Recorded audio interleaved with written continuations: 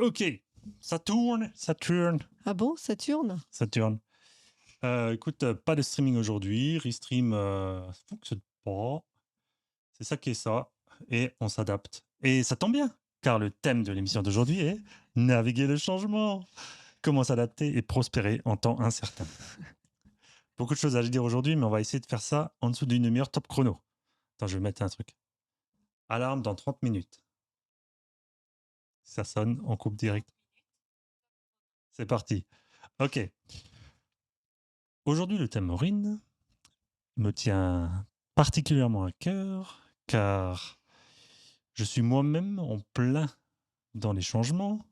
Ah bon? On l'est tous un peu constamment, mais là, particulièrement, notamment en ce qui concerne mon expansion, qui reprend une direction un peu plus spécifique que c'était le cas jusqu'à présent. C'est-à-dire se focuser vraiment sur tout ce qui est accompagnement, conseil et méthode pour les personnes qui interviennent dans l'industrie créative. Mmh. On reviendra pourquoi, mais ça, c'est un changement quand même relativement important qui vient de s'opérer sur la chaîne. Donc, vous allez voir beaucoup plus de contenu qui est lié à ça. Ce sera tout ce qui... En fait, pour simplifier vraiment, la tagline, c'est créativité optimisée. Très bien. Bon, ça, c'est l'introduction. Maintenant, le changement est inévitable en affaires, notamment. Comment Le comment, c'est ce qui fera la différence. Le comment on gère le changement, c'est ce qui fera la différence entre le succès ou l'échec. Et aujourd'hui, on va parler des meilleures stratégies pour opérer et pour prospérer en période de changement. Oh, j'ai hâte. T'es prête?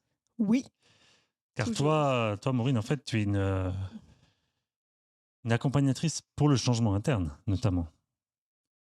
Effectivement. Travail énergétique, ça permet en fait de...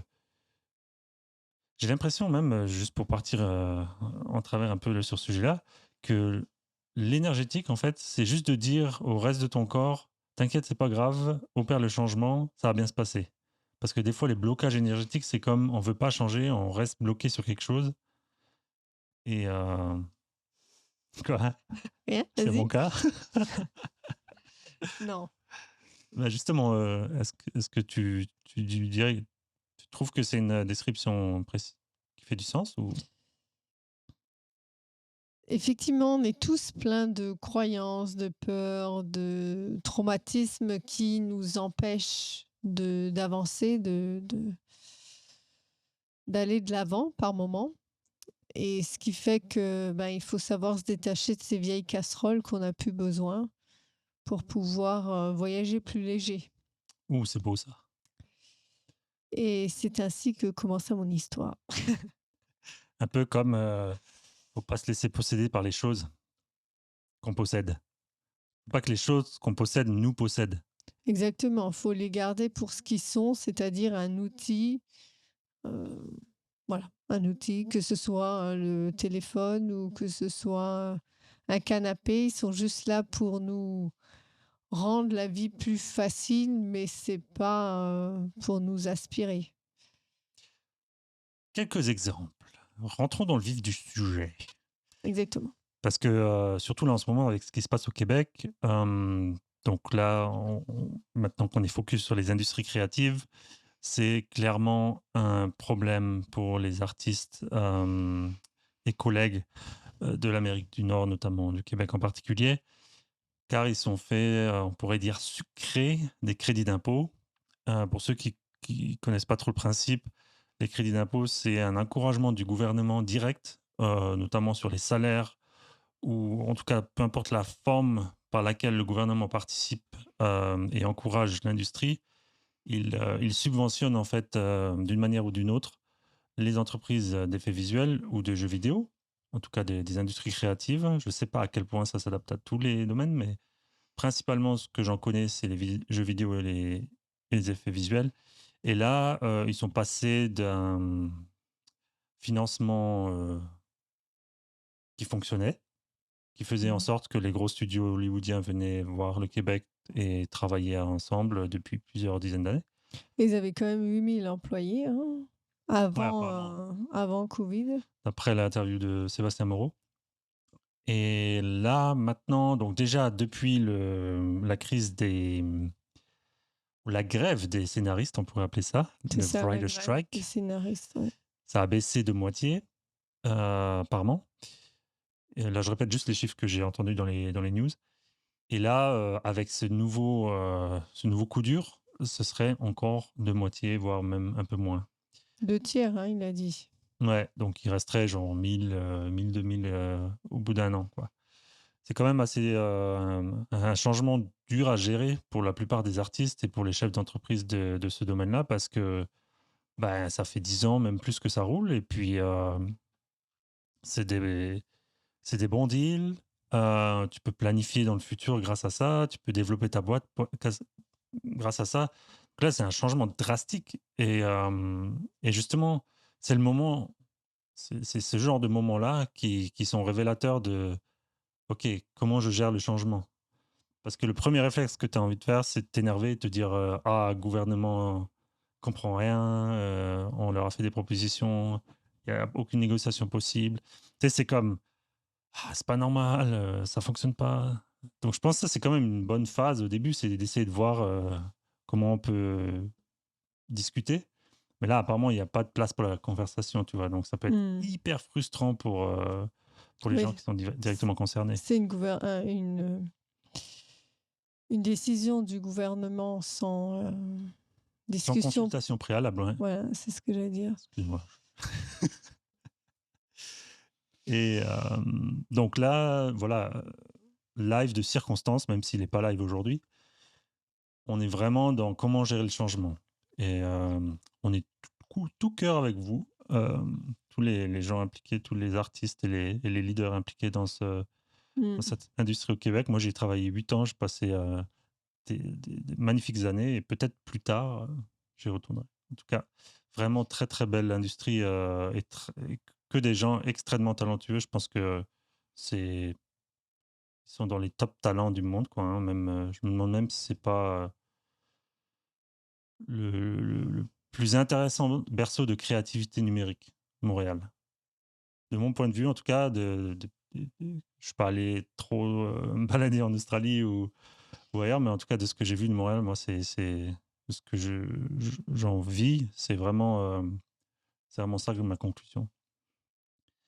Ok, Donc cool. comment on gère? Point clé exemple. Un exemple qui, en fait, la source de ce live, c'est la petite vidéo qui a piqué mon fromage. C'est vraiment, vraiment cool. Je fais l'histoire en 2 secondes. C'est 2 souris et 2 humains qui rentrent dans un labyrinthe, qui cherchent du fromage. Tous les 4, ils le trouvent. Pourquoi 2 souris, 2 humains? C'est parce que les souris, ils représentent les personnes qui ne se posent pas de questions. Il y a un problème, ils fixent le problème, ils passent à autre chose. Les humains, ils représentent soi-disant les cerveaux un peu avancés.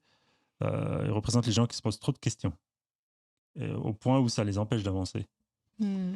Donc, je vous mettrai le lien qui a piqué mon fromage. Il y a une animation qui est vraiment cool pour les enfants aussi. Mais vous retrouverez tout sur le site monexpansion.com. Exactement. Et donc, pour la faire courte, les humains, ils bloquent. Donc, il y a du fromage à une station et d'un coup, il disparaît. Les souris, elles sont comme ah, il n'y a plus de fromage. Elles se barrent. Elles retournent dans le labyrinthe et elles recherchent une autre station de fromage. Alors que les humains, ils sont comme mais c'est pas normal, il devrait être là, c'est mon fromage. Donc, ils résistent au changement. Et un des 2 humains se rend compte qu'en fait, ils sont un peu ridicules, entre guillemets, de s'obstiner et de faire des trous dans le mur pour voir s'il n'y a pas du fromage qui reste dans le mur. Et il leur dit allez, viens, on reprend la route dans le labyrinthe. De toute façon, c'est comme ça qu'on l'a trouvé au début, donc restons en mouvement. Et je trouve que cette petite histoire, euh, amenée par ma collègue d'ailleurs, Léane, elle incorpore beaucoup de sagesse, en fait, sur comment gérer le changement. C'est vraiment de ne Mmh. pas s'attacher à ce qu'on a déjà, Mmh. de pas trop rentrer dans ses pantoufles, parce qu'il y a aussi la notion où ils jettent leur tenue de sport qu'ils ont besoin pour explorer le labyrinthe. Mmh. tu vois? Ils savent même plus où c'est rangé au bout d'un moment. Donc c'est toute cette notion de, pas trop se mettre confortable parce que le changement, ce C'est qui est inévitable. il y a une constante dans la vie, c'est le changement. Si on peut être sûr d'une chose à 100 dans la vie, c'est que ça va changer. C'est juste une question de temps. Ouais, le changement est partout, tout le temps. Plus on y résiste, plus ça va faire mal. C'est c'est bon ça. Et donc une des recommandations, c'est de faire attention au piège de la paye. Quand on est employé, on a tendance à se satisfaire de sa paye. Mmh. Ça paye la bouffe, ça paye le loyer, ça paye blablabli, ça paye le Les prêt. loisirs, voilà. Voilà. On se dit que hey, j'ai une paye qui rentre tous les mois, ben, pourquoi pas faire un gros emprunt pour un truc qui va me permettre de me sentir important. Cool. Sauf que là, tu viens de t'attacher encore plus à moins de flexibilité. Donc, simplement garder à l'esprit que la paye, ça a l'air d'être constant et fiable, mais ça l'est pas du tout. On pense tous que parce qu'on a un CDI ou un contrat, on est protégé, mais si la business, elle roule plus, elle roule plus. Là. Peu importe ton contrat, au bout d'un moment, Ouais. Si voilà. l'entreprise fait faillite, tu as beau avoir un CDI, Ouais. Ou un staff contrat. Bref, ça, c'est le premier point clé. Vraiment, ne pas se reposer sur son salaire. Toujours garder à l'esprit de comment je peux apporter de la valeur à la société en dehors de mon salaire. En France, c'est beaucoup les associations et en Allemagne. après il y a aussi trouver un moyen de trouver une autre source de revenus, pas non plus comme les Américains ou d'avoir, 5 boulots dans la même journée, mais voir ce qui est possible de faire. Puis ton taf, tu peux pas décider trop de la direction qu'il va prendre. Ça va être tes assignations, tes responsabilités vont être alignées avec les besoins de l'entreprise. Et bien sûr, le but, c'est de toujours essayer de faire en sorte que les besoins de l'entreprise s'alignent avec tes besoins Personnel. personnels. C'est juste que par expérience et par nature, c'est pas toujours possible. Donc, le faire en parallèle, à côté. Et ça veut pas du tout dire trahir l'entreprise. Au contraire, les entreprises bénéficieront du fait que toi, en parallèle, tu continues à te développer. Ça, c'est win-win, en fait. D'ailleurs, dans la règle, c'est pas de règle du livre de Netflix, ils encouragent même à faire des entretiens et à continuer de se développer. Bon, après, il y a des contrats aussi, il faut faire attention parce qu'il y a des contrats qui stipulent que tu peux pas travailler dans le même domaine que l'emploi dans lequel tu es présentement employé euh, à cause des clauses de non-compétition et des choses comme ça. Donc, il faut juste faire attention à ça, Non-concurrence, ouais. non-concurrence, ouais. Mais, euh, mais voilà. Mais bon, après, rien n'empêche, à quiconque, un boulanger, un maçon, un mécano d'aller faire, de la musique le soir en grattant sur une guitare ou en jouant du piano devant un public, je veux dire, Se c'est perfectionner constamment, en fait. Et pas forcément juste pour, parce qu'on a la peur de manquer, mais par le plaisir de développer ses compétences, quoi. oui, voilà, puis Ouais. ça peut aussi être, prof de sport, devenir entraîneur, parce que vous aimez, je sais pas, le marathon, donc vous créez un club de marathon, peu importe. Yes, j'aime ça. Attends, je vais changer ça en checklist, comme ça, on sait de quoi on a déjà parlé. Ouais, c'est ça. Ok, donc ça, c'est pour la paye. Euh, Flexibilité et adaptabilité, ça, on en a parlé. Euh, En fait, c'est une question de mindset, je pense. Faut pas considérer que parce que on a une situation stable, c'est stable. Quelle est garantie à Qu'elle vie. est garantie à vivre. Et oui, et c'est ce qu'on disait aussi la dernière fois dans l'émission sur le couple. Le conjoint, c'est pas un pot de fleurs, donc c'est pas parce qu'il est là qu'il faut l'arroser de temps en temps et tout va bien, hein, une fois par semaine. Un pot de Ouais, fleurs. Ni bah, chai ni pot de fleurs. c'est un entretien quotidien. La plante est vivante, il faut la nourrir, il faut en prendre soin, la bichonner donc Puis je pense que ouais. le point principal de ce live, c'est d'être dans un mindset infini. Là, je fais référence à Simon Sinek qui fait la comparaison entre finite mindset et infinite mindset, l'état d'esprit fini et l'état d'esprit infini. C'est-à-dire qu'il n'y a pas de ligne d'arrivée dans le monde du Non, travail. mais même dans la vie personnelle. Ouais. Et c'est ça, en fait, le piège, c'est que des fois, on peut croire, ben, on revient un peu au couple. Ah, c'est bon, je suis marié, check, ça c'est fait. Ouais, Ligne j'ai d'arrivée. acheté la maison, hop, c'est bon. Ouais. C'est bon, je suis posé, je peux m'asseoir. Non, l'idée de Simon Sinek, c'est vraiment de dire, regarde, c'est un jeu infini pour le meilleur, en fait. C'est pas comme un piège horrible, tout ça. Non, non, non. C'est juste la manière dont la nature fonctionne et l'univers fonctionne. Il Donc, faut que ça reste une aventure. ouais. Oui, ça, c'est le point principal que j'aime beaucoup chez Simon Sinek. D'ailleurs, on reverra sûrement beaucoup de son contenu dans les lives qui vont suivre. Il parle beaucoup de la résilience du mindset, notamment au milieu professionnel. Bah, c'est ça, c'est que lui, il amène toujours ça d'un angle positif, d'un angle où ça va te bénéficier. Et si tu as le mindset d'être aux avant-postes par défaut, bah, le changement, tu vas être comme, OK, ça arrive, next, next. Ça me rappelle aussi un petit peu quand on était chez Landmark. euh, on faisait les cours, on était un peu en backstage. Il y avait les cours dans la salle où il y avait tout le monde qui échangeait sur ses expériences. Et à un moment, il y avait comme les leaders, genre les coachs généraux, là, on pourrait dire ça comme ça, qui ont l'habitude de coacher.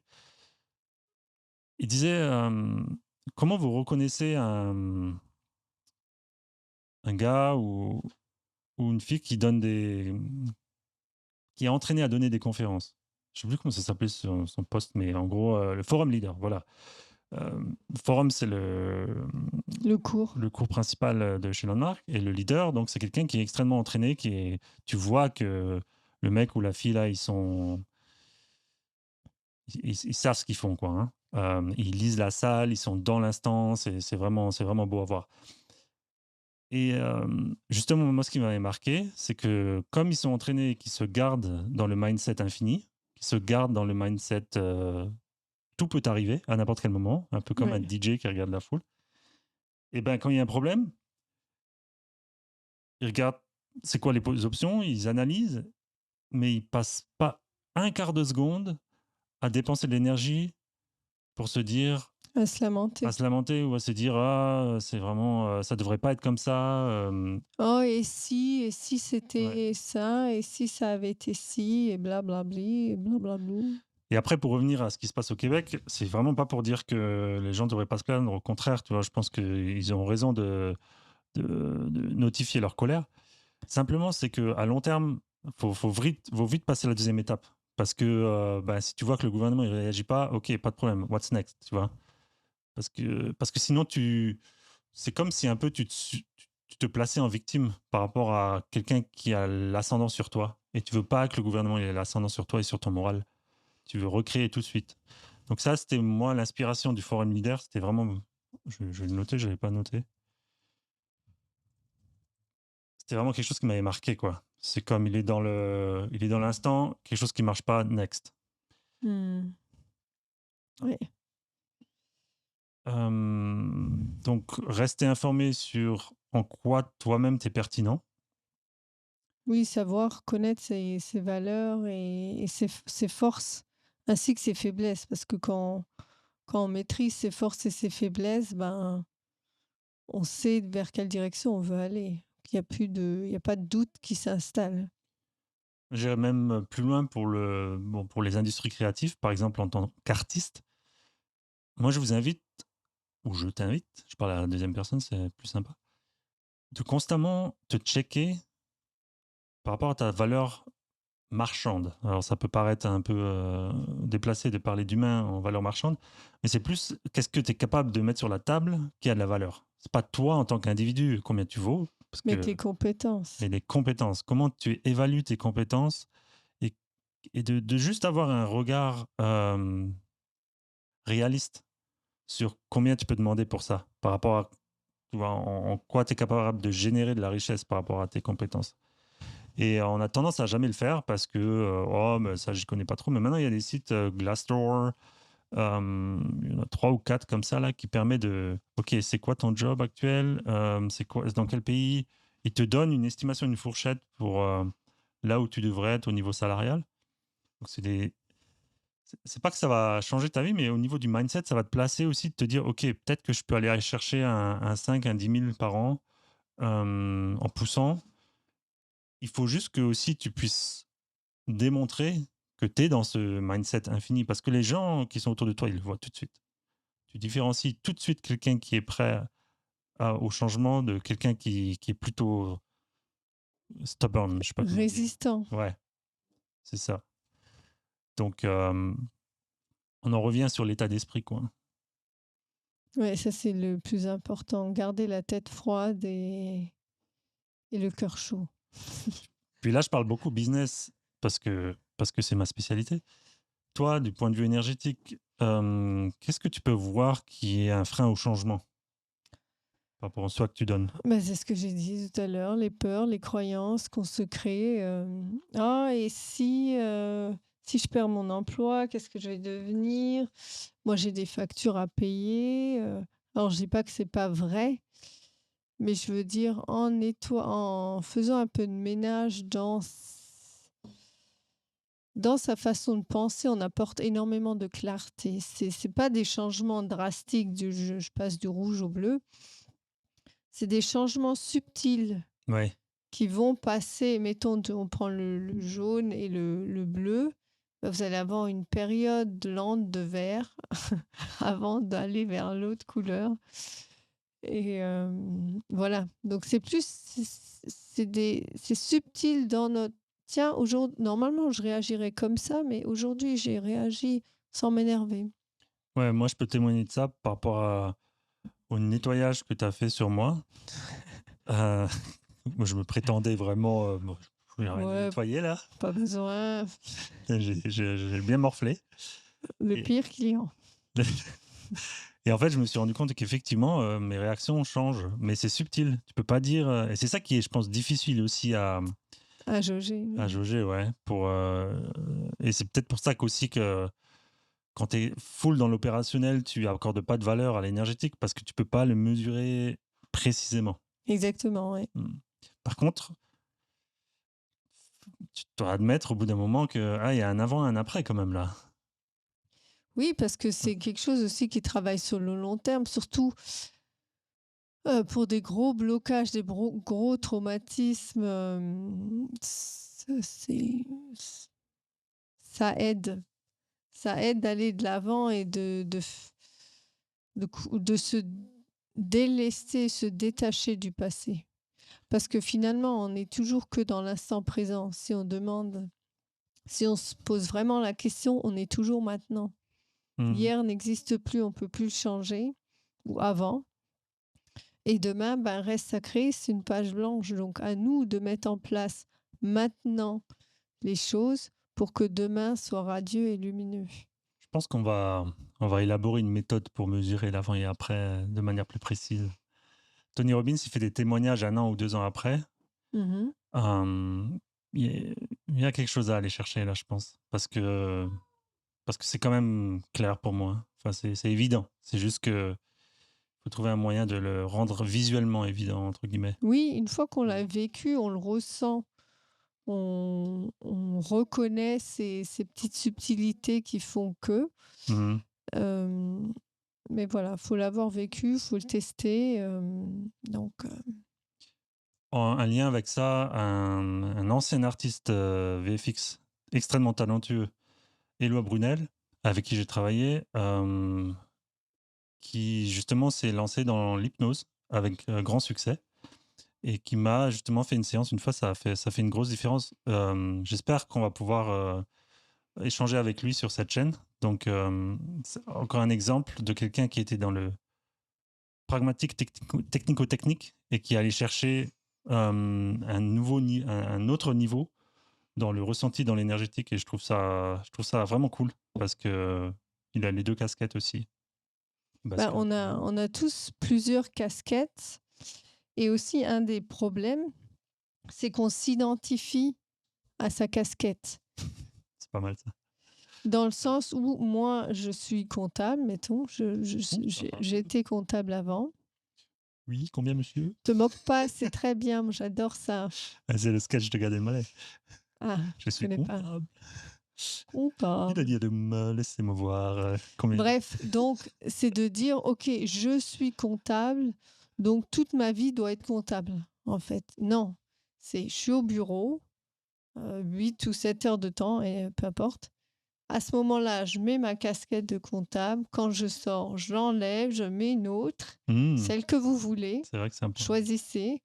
Mais la casquette de une casquette ne vous n'identifie pas votre vie. On est tous pleins de casquettes, que ce soit pas, homme ou femme, père ou mère, époux ou épouse. On est, homme-femme, ouais. On est entraîneur, on est, On est plein de frères et rôles, en sœurs, fait. on est voilà, on a tout un tas de casquettes, oncle, tante, voilà et en fonction de la situation, bah, hop, hop, hop, on change Et et voilà. j'imagine Mais c'est pas une qui définit qui on est et c'est figé, quoi.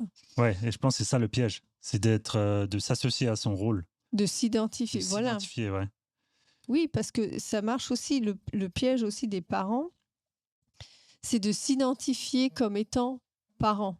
Parce qu'à partir du moment où vos enfants, ils ont, bon, allez, je vais dire, J'ai des images de dad bods, pantoufles, plus mal rasées, tu sais, genre parent, c'est le gars qui prend plus du tout de soin de lui pour, la caricature, hein, pour, et qui veut plus du tout séduire sa femme ou, son conjoint, sa conjointe. Tu sais, c'est un peu je passe en mode parent, je m'en fiche du reste, tout ce qui compte, c'est mes enfants. Moi, en tant que personne, c'est ça que à quoi tu pensais ou? Moi, c'est l'image qui m'est venue direct, tu vois? Si mon rôle de parent, ça devient le rôle auquel je m'identifie, mmh, ben, il y a plus le rôle de séducteur, il y a plus le rôle oui, de voilà, business, mais tu vois? Alors c'est ça. qu'ils sont compatibles, ça. C'est ça, Mmh. exactement. On est toute une, comme une toile d'araignée, là, on a plein de toiles, mais ce que je voulais dire tout à l'heure, c'est que, heu, ce que j'ai vécu moi personnellement et ce que beaucoup de parents font comme erreur, si je puis dire, c'est de considérer que leur casquette de parent est à vie. Alors qu'à partir du moment où l'enfant est adulte, bon, mettons 25-30, mettons 30 ans, parce que Mmh. là, il a acquis une certaine expérience. Acquis. Whatever. C'est moi qui essaie de te corriger, alors je parle tout le temps anglais. Donc l'enfant a acquis une certaine expérience et donc il a plus besoin de ses parents dans le rôle parent. Il a besoin Mmh. des gens, enfin C'est comme un partenaire, comme voilà, des mais ça devient effectivement, ça devient des adultes à qui on parle et non plus des parents. On s'adresse plus à ses parents des dans conseillers. le rôle de parent, mais plus comme effectivement des conseils, mais c'est la décision revient à nous et c'est ça le problème, c'est que souvent les parents enfantilisent leurs enfants même quand ils ont 30, 40, 50 ans et ça marche pas parce que ce rôle en soi n'existe plus puisqu'il n'est plus utile. Donc c'est là qu'il faut le couper. Bon, faudrait le couper même avant, mais je veux dire, c'est une des erreurs qu'on pense qu'on est parent à vie, ou ça veut pas dire qu'on n'aime pas nos enfants, mais je veux dire le rôle, je parle du rôle en tant que tel de papa, maman s'arrête à un moment donné. J'ai un exemple, assez cool, enfin assez cruel même. Les chats, une fois qu'ils ont sevré leurs petits, c'est comme: «Mais dégage, tu qui toi?» Ils reconnaissent plus leurs petits. Ils se Bah, c'est disent comme ça, c'est vrai chez les ouais, animaux, les lions au bout d'un moment, ils s'en vont, c'est comme: «Vas-y, tu tout là, mais les loups, lâche-moi maintenant, dégage, allez». ouais. Limite, ils Ouais. font baston, tu sais? C'est vrai que dans Ouais. les meutes de loups aussi, les loups après ils partent, même les petits lions, ils partent et ils vont créer leur propre, c'est Mmh, pas meute, ouais, mais comment on ou dit? groupe, ouais. Ouais, Mais en tout voilà. cas, la maman chat, redevient, félin à part entière. Une De fois que redevient, qu'elle a fini Chat. son, ouais, une fois qu'elle a fini Sa son œuvre, maternité. sa maternité, c'est comme back to business entre guillemets. Ouais, Exactement. Voilà, donc c'est ça que je voulais dire sur les différents rôles, les casquettes que nous avons. je garde un œil sur les 30 minutes, on y est arrivé. Ok, on clôture. Bah, je voulais simplement donner un exemple aussi concret dans les industries créatives avec un client que j'ai coaché. S'il se reconnaît, ce serait cool. Euh, Vraiment extrêmement talentueux. One Man Army, il sait tout faire, mais il a vu Sora quand c'est sorti, l'intelligence artificielle de OpenAI qui génère des vidéos. Et là, il était comme, je suis foutu. Et en fait, on a eu un appel et simplement, mon rôle, ça a été de le recadrer, le reframer. Pas avec la connotation négative française, mais vraiment de lui faire voir une autre perspective en lui disant, regarde, tu es toujours aux avant-postes dans ce qui s'agit d'innovation. Tu es toujours en train de... Il avait fait un truc, une scène avec une voiture là, avec son... Genre, il avait scanné les immeubles avec son téléphone. Il avait fait un truc magnifique avec deux, trois bouts de ficelle. Là. Les gens sur LinkedIn, ils étaient comme, waouh, mais c'est trop génial. Bref, le gars, c'est un innovateur. Il connecte les points entre eux. Et là, je lui dis, mais continue juste à faire ça avec l'AI. Toi, t'es. Et du coup, 2, 3 semaines après, on se rappelle, et là, il me dit, waouh, tu sais pas quoi, check ça, cette AI-là, tu tapes, et en temps réel, ça change l'image, nanani. Il avait mis des liens, des nœuds partout, il avait fait un truc. Tu sais, genre, il avait poussé l'AI puissance 10, ce truc que j'aurais jamais pensé. Et là, il était tout chaud. Il dit, ben, et il est même allé jusqu'à potentiellement faire des conférences sur comment utiliser l'intelligence artificielle dans le contexte des industries créatives. Et je pense que le prochain FMX, il va être sur scène. Donc, c'est à Stuttgart, un événement spécialisé pour les effets visuels, notamment. Donc là, c'était pour lui un changement complet, quoi. C'était, je suis foutu j'ai un avantage concurrentiel parce que justement, je suis prêt à naviguer le changement. Naviguer. C'est- Les eaux ne sont jamais calmes. Ouais, et C'est qu'une illusion. tu sais, l'AI, pour moi, c'est comme le meilleur test pour savoir comment tu vas gérer le changement. C'est pas bon, c'est pas mauvais, c'est juste là. Faut dealer avec. Exactement. Donc, moi, mon appel à l'action, c'est vraiment expansion, là, créativité optimisée. C'est, vous allez voir tout le contenu qui va apparaître sur ce site, ça va vraiment se spécialiser sur comment optimiser sa créativité. Euh, surtout si on se sent dépassé par les événements, surtout si on voit plus trop comment gérer une carrière qui s'est étendue au niveau senior et que peut-être on se sent coincé. Bah là, on va amener une panoplie d'outils qui va permettre justement de se remettre en mode mindset infini, Mhm. de se remettre en mode quoi qu'il arrive, je gère. Nouveau mug expansion, bientôt sur les sites. Et pourquoi ça me tient à cœur vraiment profondément, c'est parce que pour moi, ça a été un moment. J'aurais aimé un moment avoir ce support et ces outils, mais j'ai gardé tout à l'intérieur. J'ai mal géré ça. Ça m'a mis beaucoup plus de temps que ça aurait pu. Et c'est pour ça que je trouve, surtout, tu vois, la situation au Québec l'illustre parfaitement. C'est la période parfaite pour amener ce support spécifiquement aux industries créatives, vu que c'est mon background. Et c'est absolument pertinent et absolument bénéfique et complémentaire d'avoir ton input, Maureen, parce que il y a quand même plus de gars que de filles en industrie créative, Hmm. malheureusement. Bien que je ne sais pas si c'est malheureusement pas, mais c'est un fait. Et je pense que d'avoir la perspective d'une femme dans un monde où on pourrait dire il y a de la créativité certainement tout le temps, mais c'est aussi basé sur la technique. C'est pour ça que ça s'appelle des industries créatives. Ben, d'avoir un point de vue qui est plus basé sur l'énergétique et qui nous sort un peu de notre tube de render farm et de ACS et Qui vous de ramène color grading. à la vraie. Ouais. réalité. Moi, je trouve ça, c'est... La réalité. Enfin, pas la réalité, mais qui vous... ça nous Ok, ground un peu. déjà, les gars, il y a de la lumière dehors. Ouais, c'est ça. Il y a des arbres qui poussent, c'est vert.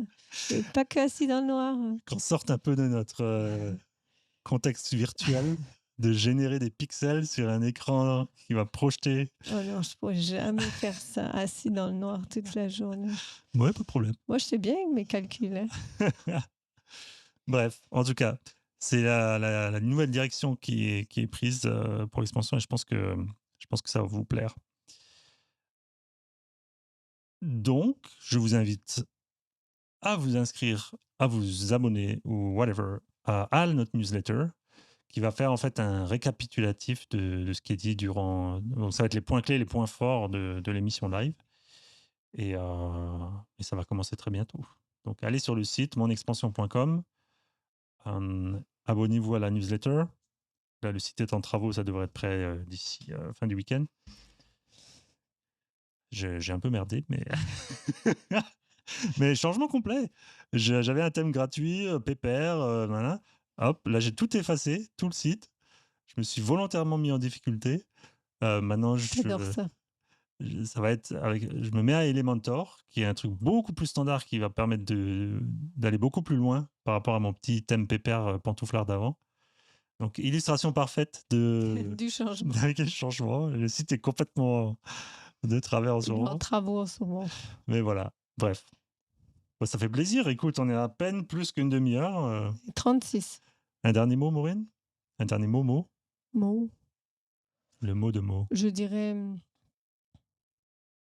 ayez le courage. Vas-y, parle à la deuxième personne. Aie le courage de nettoyer tes mots. Ouf, c'est beau ça. Mmh. Ouais. Faites gaffe, elle a l'air gentille comme ça, mais quand elle se met au boulot, faut savoir l'endurer. C'est du lourd. Elle va chercher dans les profondeurs et elle vous sent Dans les abîmes. dans les abîmes. Ouais. Poséidon. Au bout d'une demi-heure, j'étais comme arrête, j'en peux plus. Voilà. Ouais. Cool. Bah écoute, changement pour la semaine prochaine. On va essayer de changer de setup. Puis voilà, vous avez vu, on a changé un peu la structure pour que ce soit plus court, plus efficace, plus pragmatique. Exactement. On aime Toujours ça. plus efficace pour vous. Bon allez, petit déj. Bon week-end et petit déj. Ouais. Bye.